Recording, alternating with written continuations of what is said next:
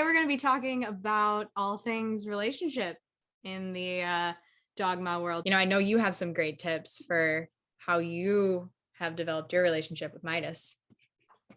Yeah. So this was something that was super important to me. Like I said, I've grown up with like Labrador Retriever mutts from shelters, and they always like saw my dad as the clear alpha, and I loved them and I would like talk to them and all that, but it was just a very different relationship. And so when I got a dog, I really wanted to have that special bond. Like it was my dog, not as an owner, but as like a social kind of construct for me. And so yeah, I've done like an odd amount of reading about this, like a nerdy amount. And really like List your sources below. yes, I can link this. I have some right here. They're like highlighted. Yeah, that's probably why Midas is eating them. He was like, put those away, Mom. My God. Yes, I'm embarrassing him. Yeah. Okay. We'll link them below. Yes. But yeah, so a lot of, people know that kind of the relationship between a dog and their human caregiver is very special. There are certain hormones that get released in both your body and your dog's when you see each other. Dogs can recognize faces. They've done, studies looking at facial recognition patterns in dogs and a happy versus a sad owner.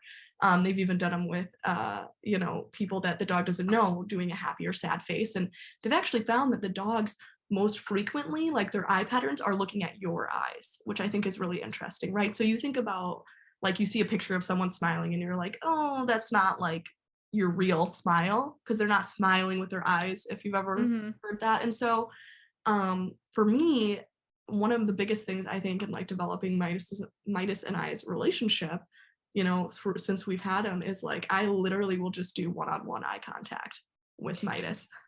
He'll be just chilling laying and I'm like, oh, it's so good to see you. Do you want to do eye contact? And he'll just kind of lay there and I just look at him and I just kind of have a soft smile on my face. I don't like, because then I feel I'm kind of picturing you being like, yeah, no, I just like, I calmly look at him. I know me calm is hard. He's probably looking at you like, Mom's got crazy eyes again. Well, sometimes he doesn't want it and I respect that. I go, okay, maybe later. Like, wait, is it weird that I try and do this with my dog dad too? I'm like, can we just have eye contact? I've done that before. Or like the head touch. I love that. Yes. Yeah. Yes. But I honestly, I just look into his eyes and we're both calm, kind of good. And it just feels good. And it just feels like I see you. I'm your mom. This is good. I don't know. I just think it's something special. And like I said, I mean, there's been studies that have shown dogs can understand facial expressions and they specifically focus on the eyes. And so I just think it's good for not only the dog, to kind of trust and get to know you as a person, but it's also good for you to just stop and just do something with your dog. And for me, I feel like I just can like see more into him and his soul. So I just really like it. I feel like it gives us a deeper connection. So that's like the first thing. Is this something that you learned from one of your books, or is this something you kind of picked up on your own that you just started doing?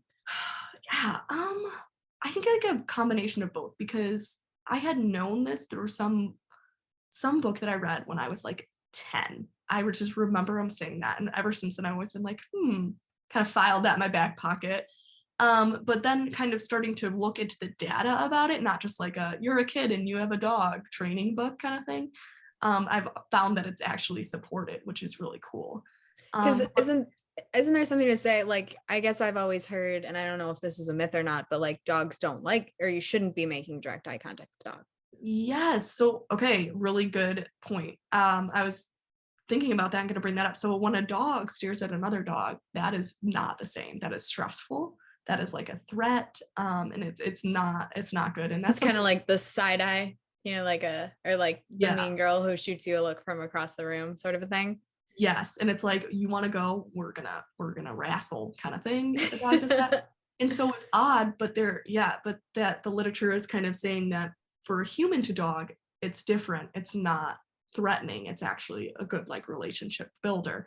And that's why I don't like show my teeth when I do it with him, because I'm like, well, I don't want to look like a dog and threaten him.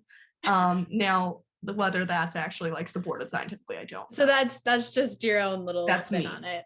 Yeah, Okay. that's me. But yes, it has been shown that like dogs staring at that's not good. And so why it's Mhm. different with humans, I don't know. It's very I interesting. mean, I think that makes sense. Like, I feel like different species, different relationships. It's like we don't know. You're not a dog communicating with another dog. You're a human communicating with your dog. So I think it makes sense that they would be different. That's true. And dogs don't expect you to smell their butt as a human when you meet them, right? God, thank So, God. I mean, if you Yes. do that, good for you, but I Yeah, don't. there's just different social norms Yes. between species, I Yeah. guess would be the answer to that. Yeah. So that would Okay. be my first thing. The second thing I would say for kind of just building up a relationship between you and your dog, and this could be whether your dog's a puppy, your dog's 9 years old, whatever, it doesn't matter how long you've had them. There's always some things that you can do to make your relationship better.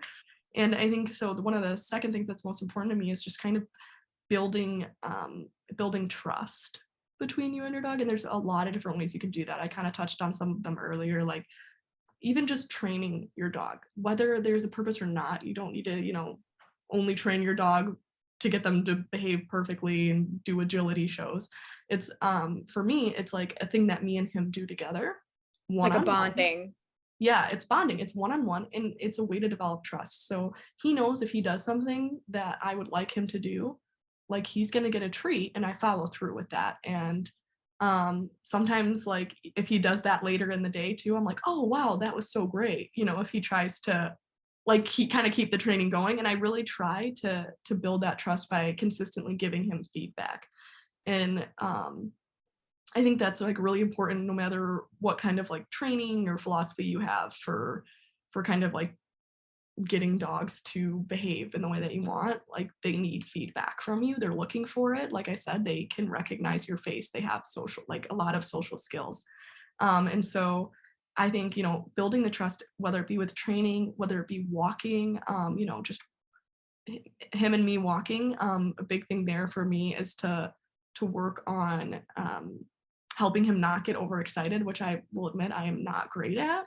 He loves people and gets super excited and does not heal whatsoever at any point when there is a person in sight. And so that's something we're working on, but teaching him in a more controlled environment to learn to trust me. Like I will just look forward with confidence, shoulders back, breathing normal. He's afraid of dogs, and so I act like I do positive cues whenever we see a dog. I'm like, wow, what a nice dog. That looks fun.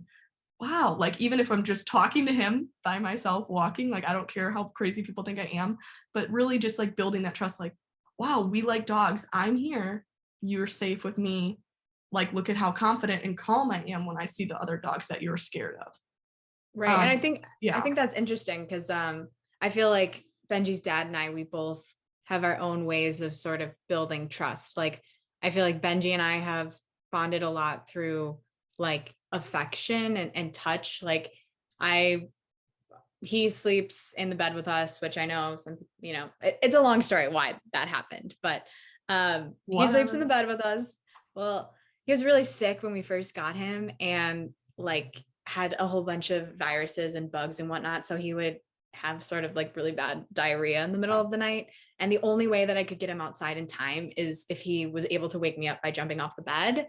And he was sick for probably 2 months before we were able to like get an answer and get it under control. Not that he was having like diarrhea through the night the whole time, but anyway, it just had gone far enough that he was like, no, I want to sleep in the bed. And honestly, I like him sleeping in the bed. Like it helps me sleep at night. So I don't really care what other people think about it.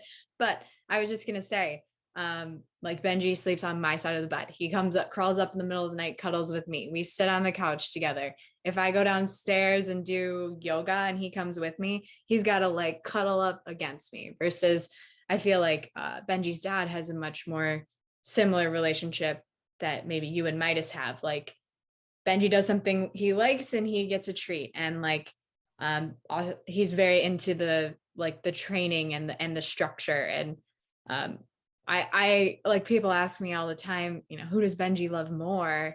And Benji's dad will say it's him. But like I really feel like he just loves us differently. Like we Yeah. each kind of fulfill different things for him. Yeah. No, absolutely. And your dog needs both those things. And I mean, and I would say, yeah, Midas loves to nap with. my puppy daddy, but he also loves to lay in his spot when Midas and I go to bed. So I snuggle with him all the time, and that's when we get our eye contact in. But I just also need a have, video of the two of you like. I'm gonna do it. I'm not embarrassed and I'm not ashamed, and neither should you be.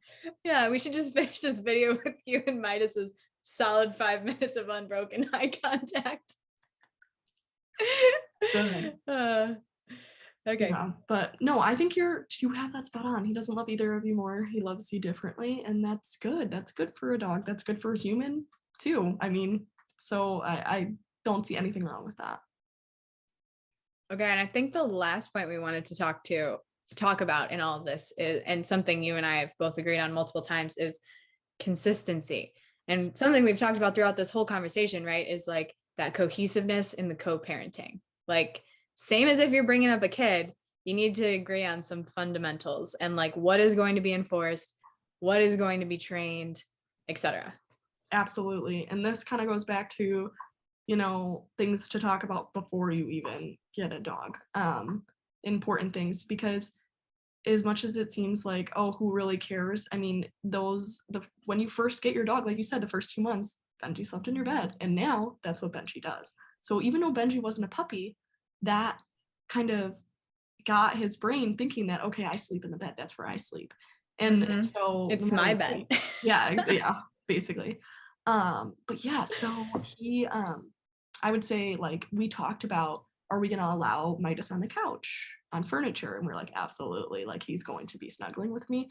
So that's okay with us. And I've actually talked to you about this before. There are certain things that I don't have a problem with him doing, because I understand why he doesn't, like jumping. He is a 10, 11-pound dog, and every time someone comes to meet him, they go, oh my God, and they're like, get up, get up. And I'm like, well, I'm not going to tell him not to jump. Like, people are literally asking him to jump at all times into their arms. So I don't yell at him for that. But that's not this, like, for you. Like, Benji would literally like knock everyone over. And so that's like, these are things you actually need to talk about, because I don't want my puppy daddy yelling at him for jumping up on people, and then I'm never doing that. It's not healthy. Just like it wouldn't be for a kid. Yeah. I mean, we've talked like when we first got Benji, it was like shocking how well trained he basically came. So we both agreed that our only job as his parents was to not mess him up, right? Was to not give him all these bad habits. So I felt like it was very easy for us to get on board with like correcting things. One, because we were lucky, we didn't have that much to correct. But when something did go wrong, or especially like things that were a safety concern, like him taking off after an animal or whatever, like both of us are right on board. And you hate to discipline your dog by yelling, or for us, the way we discipline him is by not looking at him. We bring him inside and he doesn't get any attention, and that is like horrible for all of us. Everybody in the house is miserable when that happens. But it's important, and we don't use it often. We only use it when he needs to know that what he did was dangerous, right? So, and I feel like it was easy for us to get on board because we weren't really like nitpicking what was good or bad behavior. Yeah, definitely. And I mean, Benji's very well behaved. Just for everyone watching us, Benji. Well, and what's funny, like, he sleeps in the bed with us, but he won't hop up on the bed unless you invite him. Like, he'll literally sit there. Last night, Benji's dad went to bed way later than me, and as he was getting ready for bed, Benji got up to go say hi to him or whatever, and he was coming back in the bed, and I'm sleeping, and I just feel his nose on my knee, like, I need to get back in, can I come up? Like, so he still has manners, I guess. That is extremely, that is really good. That's a great, like, I could literally talk for like an hour about like training dogs and like asking permission and boundaries, and that is like the prime example of setting boundaries for your dog and that it's healthy. So your dog gets to sleep in the bed, but only when you say it's okay, which you always do, but they still got to ask. That's important.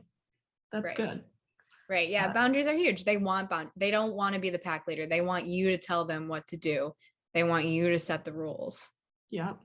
And I mean, it's one, like you said, it's consistency. I mean, so you're not going to be one day screaming at them for Lord knows what, and then the next day it's fine. I mean, it all has to be consistent and make sense and be appropriate. I really try to not get like personally frustrated with Midas, which can actually be hard sometimes, especially when he's being, as we call him, a menace. And I like, if I hear that kind of inflection in my voice start to happen, I kind of stop and I go, why is he being like this? Like, maybe we just need to play. Maybe because he's a great dog, he's smart, and he's clearly doing things wrong, honestly, on purpose a lot of times. Like he'll legit make sure we're watching. And that's how I know I'm like, okay, you need attention. You have a problem. You're acting out because you're bored. Well, thanks so much for joining us again, Puppy DogMa and Midas's mom. Please give him a cuddle for us, okay? But thanks for joining us. I know we'll have you back soon to talk about all the topics we listed below, we talked about today. But just in general, we love having you. So well, I love being here, and I love that there is at least one person, and that's the DogMa, who I know will listen to me rant about all of the fun articles that I find and read about puppies and their human relationships and so much more. So for all of you listening, thank you. Please subscribe and like if you liked it. If you didn't, maybe just like don't do anything. maybe like, don't say anything. Yeah, we don't want to hear it. Yeah, compliments only, please. You can like do a comment like, oh my god, Erin, you look so beautiful, like look at that ring Yeah. light, I can see it in your eyes, and I'll be like, thank you. Anyways, thank you all for listening. Let us know if you have any ideas for videos or things you want to know more about. I'm a big nerd, specifically DogMa nerd, and I will find all the information on it and would love to just help provide information to all of our dog moms out there. So thanks for having me. Yeah, we'll see you next time, guys. Like and subscribe below. Thanks. Ooh, we did it.